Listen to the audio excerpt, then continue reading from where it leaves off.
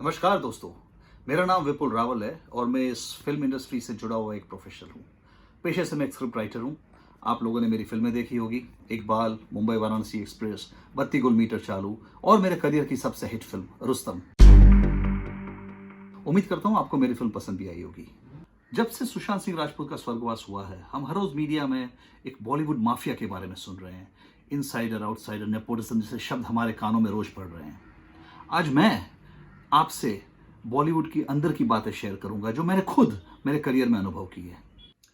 दोस्तों, इस बात में कोई शक नहीं है कि बॉलीवुड में एक मूवी माफिया एग्जिस्ट करता है और ये मूवी माफिया सिर्फ कुछ प्रोडक्शन हाउसेस और स्टार्स तक सीमित नहीं है। पूरा एक नेक्सस है जिसके अंदर production houses, stars, distributors, exhibitors यानी थिएटर ओनर्स और कुछ हद तक मीडिया भी इन्वॉल्व है। नेपोटिज्म से ज्यादा हमारी फिल्म इंडस्ट्री एक इनसिक्योरिटी और लैक ऑफ क्रिएटिविटी का शिकार है। देखिए दोस्तों, कहने को तो हमारी फिल्म इंडस्ट्री क्रिएटिव लोगों की है, ऑफ कोर्स फिल्में क्रिएट करते हैं, लेकिन बहुत कड़वी सच्चाई है कि हमारी फिल्म इंडस्ट्री में 90% लोग क्रिएटिव नहीं है। ज्यादातर लोग यहाँ भेड़ चाल चलते हैं, वही घिसा पिटा फॉर्मूला, वही घिसी पिटी कहानियां, वही एस्टैब्लिश्ड एक्टर्स को लेके ये लोग फिल्में बनाना चाहते हैं। नया कुछ डेयरिंग, कुछ अलग करने की ना इनमें हिम्मत है, ना इनकी औकात है। Let me give you the example of मेरी पहली फिल्म इकबाल का। मैं आपको एग्जांपल देता हूँ। इकबाल की कहानी मैंने 2003 में लिखी थी और दोस्तों यकीन मानिए 2003 और 4 के बीच में मैंने कुछ 17 से 18 बड़े बड़े प्रोडक्शन हाउसेस को मेरी कहानी सुनाई थी। सब ने मेरी कहानी रिजेक्ट कर दी, ये बोल के कि इसमें कोई स्टार है, जरूरत नहीं है स्टार का, कोई ग्लैमर क्वेश्चन नहीं है, हीरोइन नहीं है, कोई मतलब क्या क्या रीजन दिए। कोई ने तो बोला कि स्पोर्ट्स फिल्म चलती नहीं है, ये ऐसे ऐसे रीजन दिए। लेकिन जब वो फिल्म बनी और हिट हो गई, उसके बाद वही सारे प्रोड्यूसर आज स्पोर्ट्स फिल्म बनाने के लिए दौड़ रहे हैं, आज तक दौड़ रहे हैं और नतीजा आपके सामने है। दोस्तों, मैं हमेशा से कन्विंस था कि एक अच्छी फिल्म बनाने के लिए सिर्फ 3 चीजों की जरूरत पड़ती है: अच्छी कहानी, अच्छे एक्टर्स और अच्छे टेक्नीशियंस। ये बात मैं सबको कहता था। फिर एक दिन मैंने सोचा कि मैं ये ज्ञान जो बांट रहा हूं, इस बात का मैं खुद अमल करके क्यों ना दिखाऊं। Why don't I put my money where my mouth is. तो मैंने ऐसी एक फिल्म बनानी सोची जिसमें कहानी सॉलिड हो, एक्टर्स धांसू हो, टेक्नीशियंस मंजे हुए हो और सबसे बड़ी बात उसके अंदर ये सो कॉल्ड कमर्शियल मसाला या जबरदस्ती के सेक्स सीन, जबरदस्ती का ग्लैमर क्वेश्चन, जबरदस्ती की हीरोइन, गाने, ऐसा कुछ ना हो। मैंने डिसाइड कर लिया कि मैं ऐसी एक फिल्म बनाऊंगा। फिल्म की कहानी मैंने लिख दी और फिल्म मैंने बनाना शुरू कर दिया। फिल्म का नाम था टोनी। मेरी फिल्म की खासियत यह थी दोस्तों कि उसमें एक भी नॉन फेस नहीं था, जाना माना चेहरा नहीं था। ऑफ कोर्स एक्टर सारे मंजे हुए थे और वो लोग 15-20 सालों से एक्टिंग भी कर रहे थे। भाई जाना माना चेहरा आई मीन के उन्हें वो कमर्शियल सक्सेस या फिल्मों की सक्सेस हासिल नहीं हुई थी। बाकी एक्टर्स बहुत धांसू थे, उसमें कोई डाउट नहीं था। सारे लोग, ऑफ कोर्स कुछ लोग थिएटर से थे, कुछ लोग नए लोग थे। ये बात जानने लायक है कि मेरी फिल्म में 24 लोगों ने, 24 actors face the camera for the first time. दोस्तों, फिल्में बनाना एक महंगा खेल है। आज की तारीख में 5 करोड़ के अंदर की जो फिल्में बनती हैं उन्हें स्मॉल बजट फिल्म कहा जाता है। लेकिन मैंने जुगाड़ लगा के, फेवर्स मांग के, इधर उधर सब मेहनत करके मैंने मेरी फिल्म 75 लाख रुपए में बना दी। जैसे ही फिल्म तैयार हुई, मैंने कुछ डिस्ट्रीब्यूटर्स के चक्कर काटना शुरू कर दिए। बड़े बड़े डिस्ट्रीब्यूटर, नाम नहीं लूंगा उनका, उन्होंने तो मुझे सीधा मना कर दिया कि हम ऐसे छोटे बजट की फिल्में डिस्ट्रीब्यूट करते ही नहीं है। बाकी जो डिस्ट्रीब्यूटर थे सब ने वही देख के वही बोला, इसमें ना कोई सेक्स सीन है, ना कोई ग्लैमर क्वोशंट है, ना कोई इसमें एस्टैब्लिश्ड फेस है, कोई नॉन फेस नहीं है। सब ने मेरी फिल्म डिस्ट्रीब्यूट करने से मना कर दिया। अब क्या होता है दोस्तों, सब सारे इंडस्ट्री के लोग ऐसी बातें करने लगते हैं तो मन में एक बार तो डाउट चला ही जाता है कि यार कुछ गड़बड़ तो नहीं कर बैठे हम। लेकिन फिर मैंने सोचा कि यार ये लोग तो वही लोग हैं जो घटिया, मतलब नॉन स्टार की घटिया फिल्में रिलीज करते हैं, है ना। बड़ी बड़ी फिल्में कितनी फ्लॉप हुई आप सबको मालूम है, नाम नहीं लूंगा मैं, बट आप खुद देख लीजिए, बड़े बड़े स्टार के साथ फिल्में पिट गई है और इन लोगों ने रिलीज की है। तो इनकी बातों को क्या भरोसा करना। मैंने कहा मैं ऑडियंस का रिएक्शन टेस्ट करता हूँ। अब ऑडियंस का रिएक्शन कैसे टेस्ट करें, तो मैंने मेरी फिल्म को फिल्म फेस्टिवल्स में डालना शुरू कर दिया। डालते ही मेरी फिल्म जागरण फिल्म फेस्टिवल में सिलेक्ट हो गई, ऑफिशियल सिलेक्शन हो गया। और भाई साहब, वो दिन मुझे कभी नहीं भूलेगा जिस दिन वो फिल्म स्क्रीन हुई थी जागरण फिल्म फेस्टिवल में। पैक्ड ऑडिटोरियम, एक आदमी अपने मोबाइल में या इधर उधर नहीं देख रहा था, सभी अपनी नजर स्क्रीन पे गाड़े हुए थे।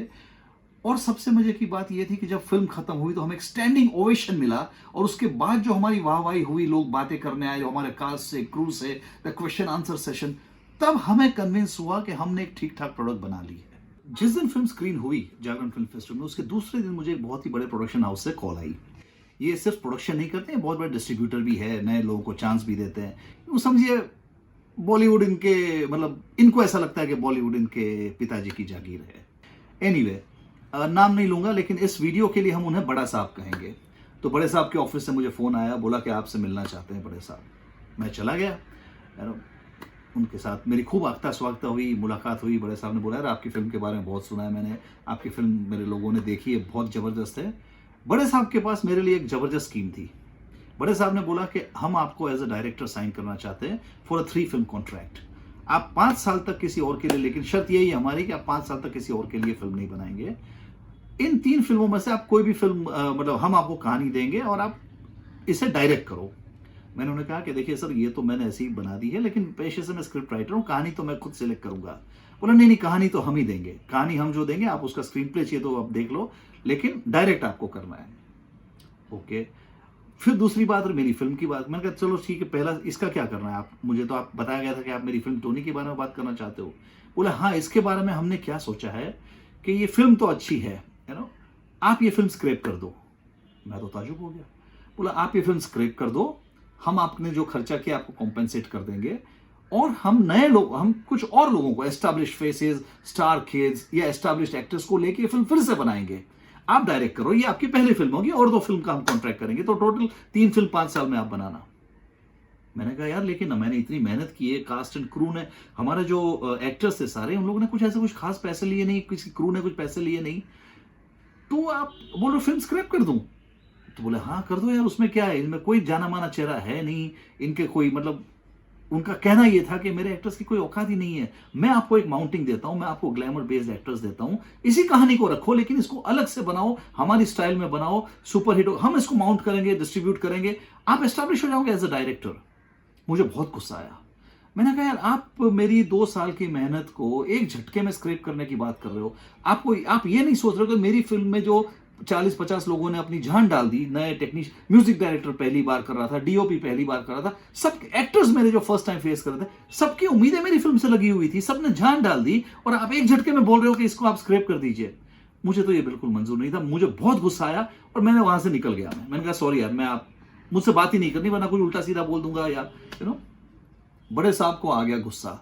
उन्होंने जाने से पहले मुझे धमकी, बोला विपु, मुझे कहा कि कुछ नहीं होगा तेरी इस फिल्म का, और इस सब आप क्यों ऐसा कर रहे हो, हम आपको एक पूरा माउंटिंग दे रहे हैं, हम आपको एक ब्रेक दे रहे हैं।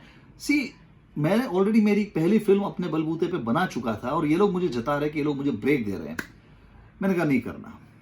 मैं बाहर निकल गया। बाहर निकलते ही उनके ऑफिस में उनके जो इट्टू पिट्टू होते हैं, उनके फ़ोन आना शुरू हो गए कि देखो साहब बहुत नाराज़ है, आप आ जाओ, हम कॉम्प्रोमाइज़ करवा देते हैं, पैसे भी ज़्यादा दिला देंगे। But I was very clear कि मुझे ऐसे लोगों के साथ काम ही नहीं करना है, चाहे मतलब क्या कर लेंगे ये लोग मेरा यार।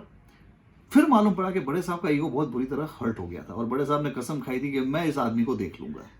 बड़े साहब के ऑफिस से निकलने के बाद मेरा फिर से एक और स्ट्रगल शुरू हुआ।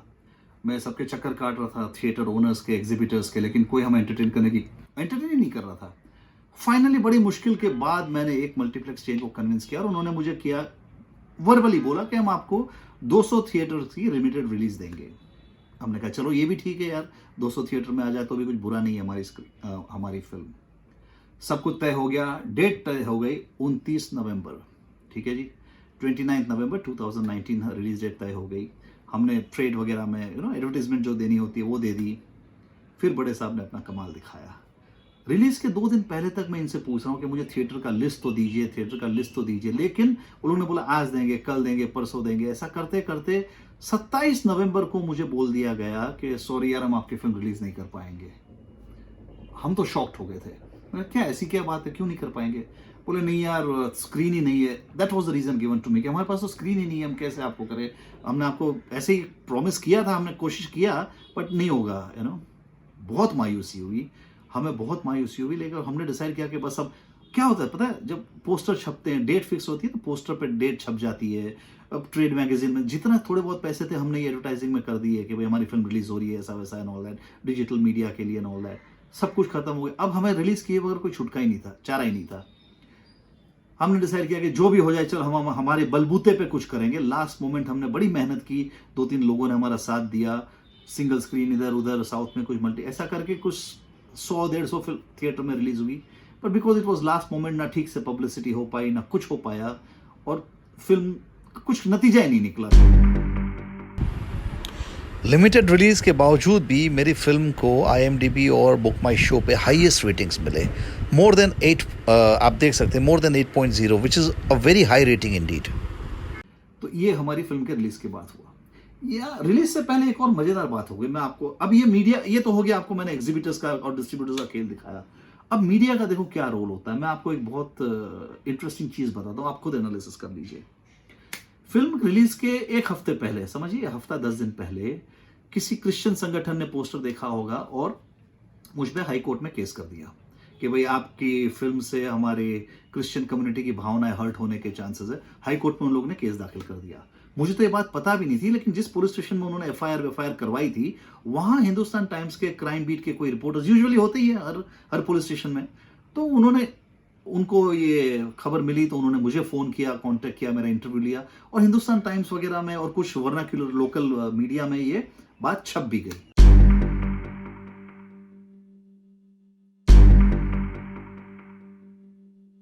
उसके बाद मुझे कुछ धमकी भरे फोन कॉल्स आने लगे। कोई फॉरेन नंबर से कॉल आते थे, मुझे बोलते थे कि हम आपके बच्चों को जीसस की तरह लकड़े पे गाड़ देंगे, ऐसा वैसा। उनको मेरा एड्रेस मालूम था, उनको मेरे बच्चों की स्कूल दिनचर्या मालूम थी। It was a very frightening thing. तो मैंने जाके पुलिस स्टेशन में कंप्लेन करवाई। यहां मैं एक बात बोलना चाहूंगा कि पुलिस ने मेरा बहुत ही कोऑपरेट किया, मतलब मुझसे बहुत ही कोऑपरेट किया। उन लोगों ने तुरंत मेरी एफआईआर NC जो भी होता है वो लिखवा लिया। मुझे बोला कि आपको अगर टेंशन है तो पुलिस प्रोटेक्शन करना है। मैंने कहा नहीं, जरूरत है नहीं। उसके दो रीजन है कि जो लोग ऐसे एनोनिमस धमकियां देते हैं ना, ईमेल के और SMS के जरिए अपना नाम दिए बगैर, उन लोगों से डरने की कोई जरूरत होती नहीं है। मैंने तो मेरा फॉर्मेलिटी के लिए जो करना था किया। लेकिन ये बात तो कुछ मीडिया के लोगों को तक भी पता चल गई, मेरे इंटरव्यूज हो गए, और हमने सोचा कि ये बात हमें भी मीडिया को बतानी चाहिए। तो हम जितने मीडिया को जानते थे उनको हमने बोला कि देखो ये NC की कॉपी है, FIR की कॉपी है, ऐसा ऐसा है, ये फलाना पुलिस स्टेशन, ये कॉल्स की रिकॉर्डिंग है, ये आप सुन लीजिए, और ये हमारे साथ ऐसा हुआ है। इंटरव्यू तो हुए, लेकिन भाई साहब मजे की बात सुनो, मीडिया में कोई भी ये बात को प्रिंट करने को तैयार नहीं था। पूछिए क्यों? क्योंकि उन्हें लगता था कि ऐसा करने से वो मेरी फिल्म को पब्लिसिटी दे देंगे। मुफ्त में किसी को भी पब्लिसिटी देना उन लोगों को जायज नहीं, अच्छा नहीं लग रहा था। क्या होता है साहब, ये फिल्म रिलीज से पहले ये मीडिया लोगों को बहुत करोड़ों रुपए मिलते हैं। इसको बोलते हैं media net. It's a programme, it's a package, जहां आप करोड़ों रुपए के अंदर आपको, आपने कई बार देखा होगा रिलीज से पहले बड़ी बड़ी बातें आ जाती है, फलाने ने फलाने को डूबते से बचाया, फलाने ने ये कर दिया, फलाने ने ये कर दिया। ये सारा पेड प्रमोशन होता है। मुझे पहली बात तो हमारे पास ऐसे पैसे थे नहीं, दूसरी बात ये बात को मुझे प्रमोट करके मेरी फिल्म बेचनी नहीं थी, because I was very clear मेरी फिल्म मेरे बलबूते पे ही बिकेगी, है ना, मुझे ये सब करने की जरूरत ही नहीं थी। लेकिन व्हाट आई, बाद में मुझे मेरे कुछ जो जान पहचान के पत्रकार थे, मैंने कहा यार तुमको तो ये छापना चाहिए था, तुमने क्यों नहीं छापा? तुमको तो हमने इतनी स्टोरीज तुमने हमारी की है। पूरा सच बताऊं, बड़े साहब का हमें कॉल आया था। बड़े साहब हर साल करोड़ों का हमसे मीडिया स्पेस खरीदते हैं, और बड़े साहब ने हमें क्लियरली बोला है कि भाई हमें हमारी फिल्म को पब्लिसिटी नहीं मिलनी चाहिए, और वैसे भी आप पैसा दे नहीं रहे हो सर, हमारे मैनेजमेंट छापेगा भी नहीं। ये कहानी हो गई हमारी रिलीज से पहले की। तो भाई साहब फिल्म रिलीज हुई, नतीजा कुछ निकला नहीं, लेकिन फिर भी हमने हिम्मत नहीं आ रही, क्योंकि there are a few more revenue streams for film. OTT platforms होते हैं, सैटेलाइट होता है। हमने डिसाइड किया कि चलो OTT प्लेटफॉर्म्स को अप्रोच किया जाए। अब OTT प्लेटफॉर्म्स को डायरेक्टली अप्रोच करने की वजह, there are aggregators, there are also companies जो हमसे खरीद लेती है ये, और फिर वो लोग अपने हिसाब से चलाते हैं। यहाँ एक मजेदार बात और हो गई कि सारी कंपनीज को, एक तो उन लोगों ने मुझे जो रेट ऑफर किया वो मेरी फिल्म में जो लगाया पैसा था उससे भी बहुत कम था। दूसरा, उनको मेरी फिल्म परपेचुइटी में चाहिए थी, यानी आजीवन। सोचिए, मैंने कोई फिल्म बनाई है और इन दलालों को मेरी फिल्म से आजीवन तक कमाना है। मतलब पहले तो रेट नहीं दे रहे, कौड़ियों के मोल में लेना है उनको हमारी फिल्म, और फिर उससे वो आजीवन जिंदगी भर कमाएंगे। मुझे ये बात मैंने कहा किस टाइप का, अगर मांग ही लो ना यार, ये सब क्या करने की जरूरत है यार। अच्छा, ये वही लोग हैं जो बड़े बड़े स्टार्स की फिल्में डायरेक्ट OTT प्लेटफॉर्म पे जब रिलीज होती है, आपने देखा हाल ही में 15-20 फिल्में डायरेक्टली ये कोविड की वजह से रिलीज हुई OTT प्लेटफॉर्म पे, कितनी बकवास है और कितनी अच्छी है आप खुद जानते हो। तो भाई साहब अब आते हैं इस वीडियो बनाने के असली मुद्दे पे। मैंने ये सब जो हुआ ना, मैंने फैसला कर लिया है कि मेरी फिल्म कितनी अच्छी है, कितनी बुरी है, उसमें क्या है, क्या उसका पोटेंशियल है, ये डिसाइड करने का हक किसी भी क्रिटिक्स, वो so called distributor, so called production house, so called industry professional, किसी भी आटू पांडू झाटू को ये हक नहीं है, सिवाय आपके यानी मेरी ऑडियंस के। इसलिए मैंने तय किया कि ये मैं मेरी फिल्म सीधा YouTube पे रिलीज करूंगा, ताकि आप लोग खुद उसे देख सको और आप फैसला कर सको कि मेरी फिल्म में कितना दम है, मेरी फिल्म अच्छी है, बुरी है। आपकी सारी बातें मेरे सर आंखों पर, लेकिन मैं इन लोगों को हक नहीं दूंगा मेरी फिल्म की समीक्षा करने का। और आपसे मुझे क्या सहयोग चाहिए मैं आपको बताता हूं। सबसे पहले तो दोस्तों, ये वीडियो ज़्यादा से ज़्यादा लोगों को शेयर कीजिए, मेरा चैनल लाइक कीजिए और सब्सक्राइब कीजिए। उसके दो वजह हैं, क्योंकि क्या होता है ना, यूट्यूब चैनल पे अगर आपके 1000 सब्सक्राइबर नहीं है और आपके 4000 घंटे का व्यूइंग टाइम नहीं है, तब तक आप आपका चैनल मोनेटाइज नहीं कर पाते हो, यू नो। दूसरा आपसे निवेदन है कि जब मेरा चैनल मोनेटाइज हो जाए तो आप जब फिल्म देख रहे हो, आपके सामने जो ऐड आएगी उसको आप स्किप मत कर देना प्लीज, पूरी ऐड देखना, क्योंकि अगर आप पूरी ऐड देखोगे तब जाके हमें 30 या 40 पैसे मिलेंगे और उससे हमारा हौसला बढ़ेगा। तो ये आपसे एक निवेदन है सर, दोस्तों, हम जितना हो सके उतना ज़्यादा लोगों से लाइक, सब्सक्राइब और शेयर कीजिए हमारा चैनल। दूसरा, आपके सामने जब कोई ऐड आती है तो उस ऐड को प्लीज़ स्किप मत कीजिएगा, पूरी ऐड देखिएगा। और सबसे बड़ी बात, इस एक्सरसाइज के जरिए, यूट्यूब पे मेरी फिल्म डालने के जरिए मैं एक नया बिजनेस मॉडल शुरू करना चाहता हूँ। मैंने सोचा क्यों लोग, आपने देखा होगा जब कोई बड़े बजट की फिल्म रिलीज होती है, हाइप हो जाती है, वीकेंड के रेट ज़्यादा होते हैं, आप लोग पैसा खर्च करके थिएटर में जाते हो, जब पिक्चर देखते हो तो आपको बहुत मायूसी होती है, आपको लगता है यार मेरा पैसा वसूल नहीं हुआ। इस एक्सरसाइज से मैं एक नया बिजनेस मॉडल निकालना चाहता हूं कि आप पहले फिल्म देखिए, अगर आपको फिल्म पसंद आई हो तो जाके आप हमारे को कुछ डोनेशन दे सकते हो। It could be as less as 10 rupees, 20 rupees, जो आपको देना है, लेकिन फिल्म अगर आपको अच्छी लगी हो तो, और हमारा उससे आप क्या होगा, हमारा हौसला बढ़ेगा, हमें लगेगा कि चलो कोई तो है जो हमारी फिल्म के लिए पैसे देना चाहता है। This is, you never know, this can be a new revolutionary trend कि भाई अगर हमें पिक्चर पसंद आई तो ही हम पैसा देंगे, वरना हम नहीं देंगे। आप पे कोई जबरदस्ती नहीं है, हम वैसे ही 75 लाख रुपए डाल चुके इस फिल्म में, लेकिन आपके इस पैसे, आपका अगर डोनेशन होगा या आप जो भी हमें सहयोग करेंगे, उससे हमारी टीम का हौसला बढ़ेगा। और सबसे बड़ी बात, वो पैसा हम कुछ घर पे नहीं ले जाने वाले हैं, उस पैसे से हम एक और फिल्म बनाएंगे, और जब वो फिल्म बनेगी उसमें जितने लोगों ने भी पैसा डोनेट किया है उन सबका नाम बतौर को प्रोड्यूसर्स, बतौर को प्रोड्यूसर्स एंड बतौर डोनर्स हम डालेंगे। तो ये था भाई साहब आज का ये वीडियो बनाने के पीछे का मकसद। देखो, वैसे तो बॉलीवुड माफिया की उल्टी गिनती शुरू हो गई है, लेकिन आपके सहयोग से हम उनको पैकअप करने का प्रोसेस थोड़ा और तेज कर सकते हैं। इस वीडियो के अंत में मैंने मेरे फिल्म के ट्रेलर का लिंक डाल दिया है, ज़रूर देखिएगा। अच्छा लगे तो उसे भी लाइक, सब्सक्राइब और शेयर कीजिएगा, बेल आइकन को दबाइएगा, ताकि आपको जब फिल्म रिलीज हो उसका नोटिफिकेशन भी आ जाए। कोशिश तो ये रहेगी कि इस महीने में 8-10 दिन तक ये मैं वीडियो को थोड़ा चलाऊंगा, थोड़ा पब्लिसाइज करूंगा, और इस मंथ के एंड तक एक अच्छी सी डेट ढूंढ के हम हमारी फिल्म जिसका नाम है टोनी, उसे रिलीज करेंगे। Once again thank you very much for your patience. उम्मीद करता हूं हमारा ये नया बिजनेस मॉडल, एक नया आपका सहयोग रहा तो एक नया ट्रेंड शुरू कर देगा। नहीं भी रहा तो कोई बात नहीं, आपसे जुड़ने का एक मौका मिल गया। कमेंट जरूर कीजिएगा आज फिल्म और ट्रेलर देखने के बाद आपको कैसा लगा, कुछ कमी रह गई, कुछ बुरा लगा तो भी कहिएगा, एज आई सेड, आपको पूरा अधिकार है। Thank you once again, good bye.